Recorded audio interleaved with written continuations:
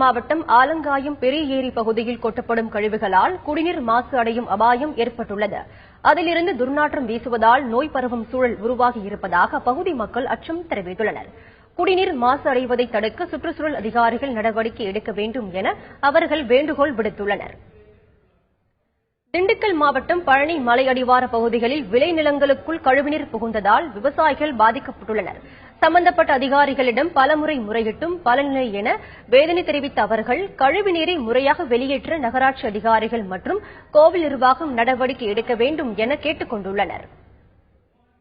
திண்டுக்கல் மாவட்டம் வேடசந்தூர் மற்றும் அதன் சுற்றுவட்டார பகுதிகளில் வறட்சியின் மாற்று பயிராக சூரியகாந்தியை பயிரிடுவதில் விவசாயிகள் அதிகம் ஆர்வம் காட்டுகின்றனர்.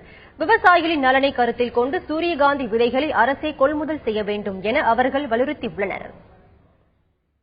கும்பகோணம் அருகே விஷம் குடித்து விவசாயி தற்கொலை செய்து கொண்டது தொடர்பாக போலீசார் வழக்கு பதிவு செய்து விசாரணை நடத்தி வருகின்றனர். கொத்தங்குடி கிராமத்தைச் சேர்ந்த விவசாயி தனசேகர் கடன் தொல்லை காரணமாக தற்கொலை செய்து கொண்டதாக கூறப்பட்டது. ஆனால் அவர் வயிற்றுவலி காரணமாக தற்கொலை செய்து கொண்டதாக போலீசார் தெரிவித்துள்ளனர். திருவள்ளூர் மாவட்டம் திருத்தணி அடுத்த எஸ்பி கண்டிகை பகுதியில் கிணற்றில் தவறி விழுந்த 3 குழந்தைகள் பரிதாபமாக உயிரிழந்தன. 1 மணி நேரம் போராட்டத்திற்கு பிறகு 3 குழந்தைகளின் சடலம் மீட்கப்பட்டன. குழந்தைகள் உயிரிழந்த சம்பவத்தால் கண்டிகை கிராமம் சோகத்தில் மூழ்கியுள்ளது.